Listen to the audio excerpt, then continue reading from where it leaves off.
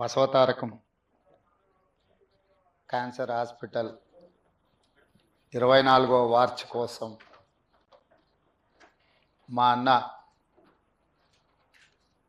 నందమూరి బాలకృష్ణ చైర్మన్గా ఈ కార్యక్రమాన్ని నిర్వహించి ఈ కార్యక్రమంలో పాల్గొనాలని నన్ను వారు ఆహ్వానించడం జరిగింది. మనస్ఫూర్తిగా వారికి కృతజ్ఞతలు తెలియజేస్తున్నా. ఇది ఒక మంచి అవకాశం నాకు తెలంగాణ రాష్ట్ర ముఖ్యమంత్రిగా. నందమూరి తారక రామారావు గారి ఆలోచనతో చంద్రబాబు నాయుడు గారు సహకారంతో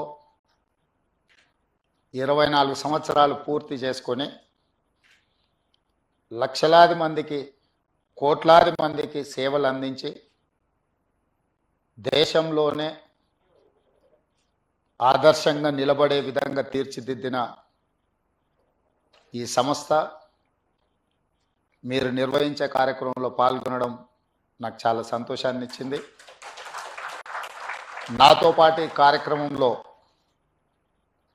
నామ నాగేశ్వరరావు గారు, విశాఖపట్నం పార్లమెంట్ సభ్యులు యువమిత్రుడు భరత్ గారు, నూరి దత్తాత్రేయులు గారు, ప్రసాద్ గారు, ఇతర మిత్రులు, బసవతారకం సిబ్బంది, నందమూరి తారక రామారావు గారి అభిమానులందరికీ కూడా నేను మనస్ఫూర్తిగా అభినందనలు తెలియజేస్తున్నాను.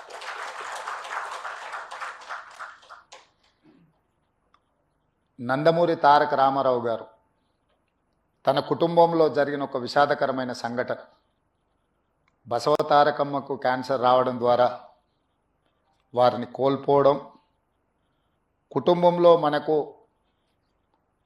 అత్యంత ప్రీతిపాత్రమైన వ్యక్తులను కోల్పోతే ఆ బాధ దుఃఖం తెలిసిన వ్యక్తిగా ఇంకెవరికి ఇట్లాంటి బాధ ఉండకూడదు, వీలైనంత మేరకు పేదలకు సేవలు అందిస్తూ వాళ్ళ కుటుంబాలను ఆదుకోవాలన్న ఆలోచనతోటి 1988-89లో ఈ ఆలోచనకు పునాది పడ్డది.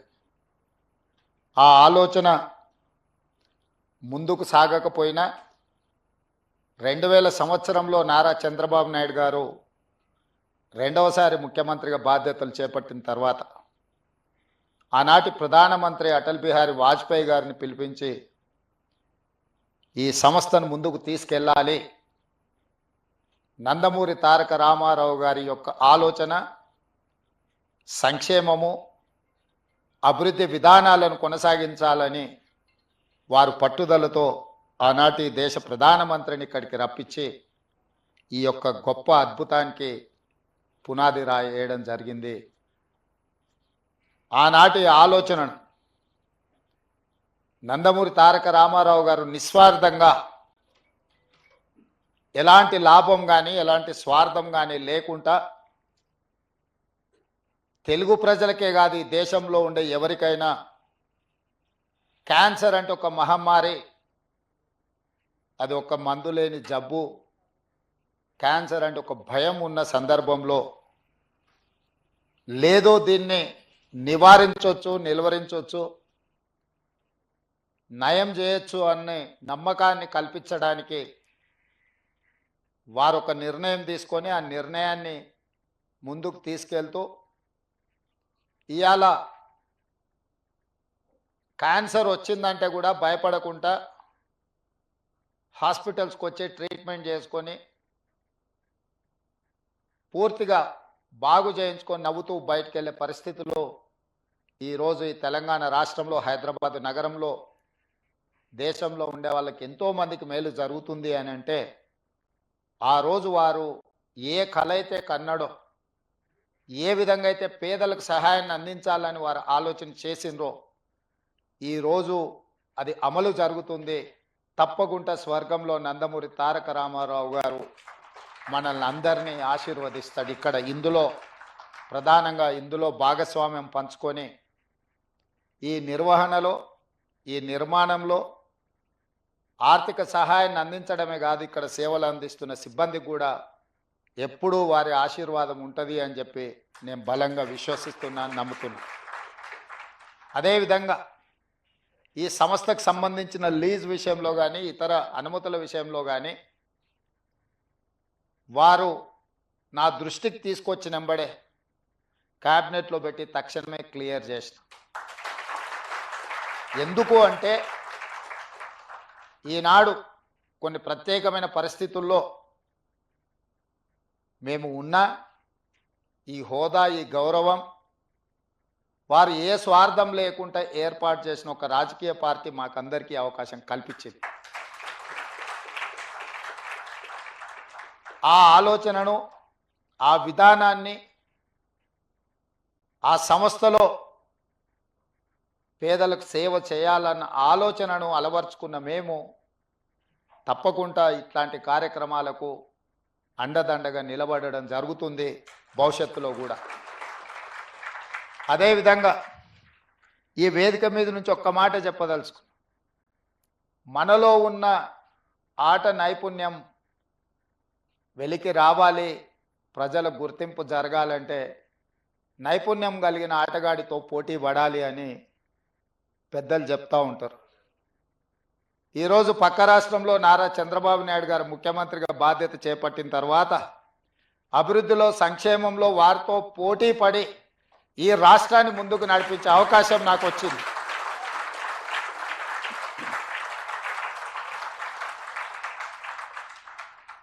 గతంలో 12 గంటలు పనిచేస్తే సరిపోతుంది, అంతకు మించి అవసరం లేదు అనుకునేవాడిని.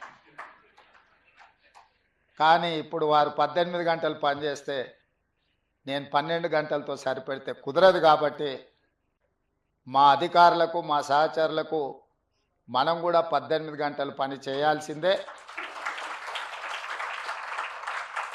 అభివృద్ధి విషయంలో, సంక్షేమం విషయంలో పోటీపడి ఈ 2 తెలుగు రాష్ట్రాలు ప్రపంచానికే ఒక రోల్ మోడల్గా నిలబడాలి అని నేను భావిస్తున్నాను.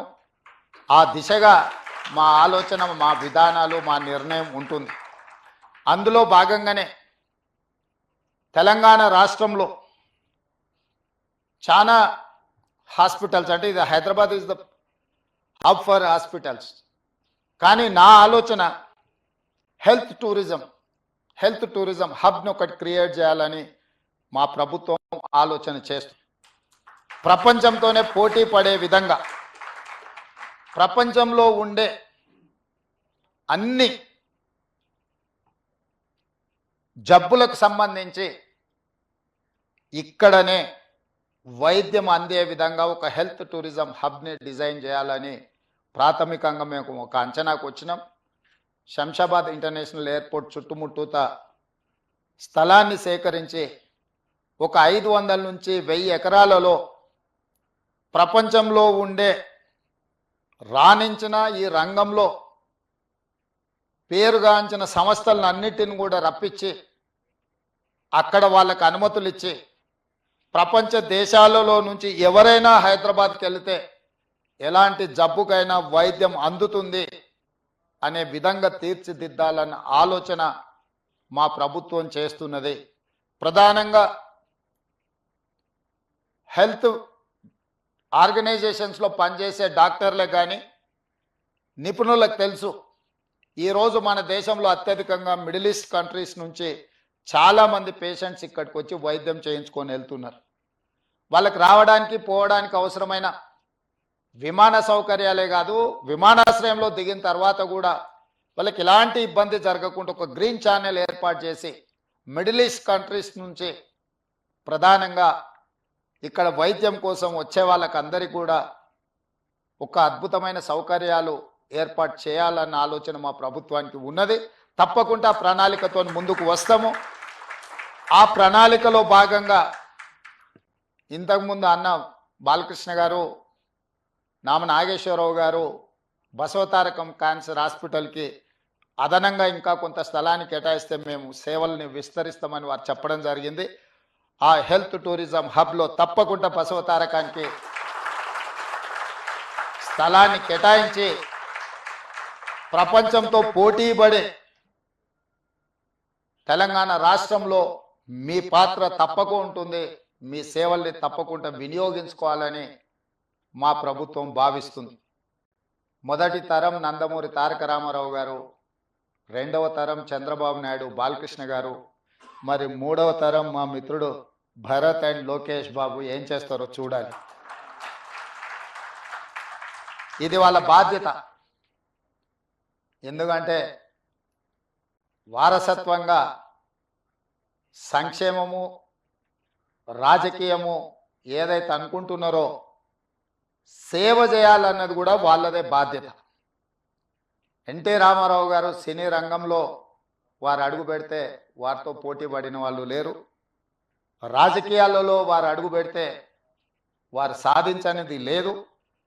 ఈ దేశంలో ఈనాడు సంకీర్ణ రాజకీయాలకు పునాది పడ్డది కేంద్ర స్థాయిలో, రాష్ట్ర స్థాయిలో అంటే national front, United front, NDA లాంటి ఈ సంకీర్ణ రాజకీయాలకు పునాదులు వారు వేసిండ్రు. ఈరోజు దేశ రాజకీయాలనే సంకీర్ణ రాజకీయాలు ఈరోజు నడిపిస్తుంది. అదేవిధంగా సంక్షేమం.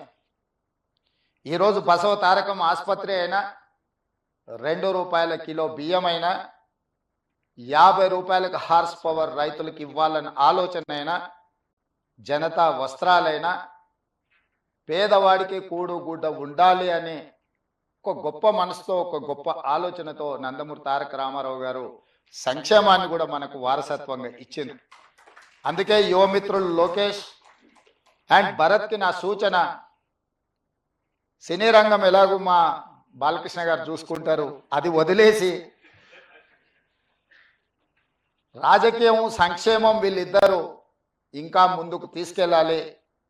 వారికి బ్రాహ్మణి గారు, తేజు వీరు కూడా బాధ్యత తీసుకొని ఈ కార్యక్రమాన్ని ముందుకు తీసుకెళ్లాలని వారికి సూచన చేస్తూ ఇంత మంచి కార్యక్రమాన్ని ఏర్పాటు చేసి మా బాలయ్య బాబు గారు 25వ వార్షికోత్సవానికి రావాలని వారు ఆహ్వానించారు.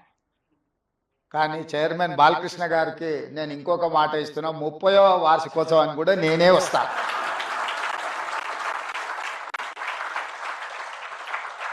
ధన్యవాదాలు.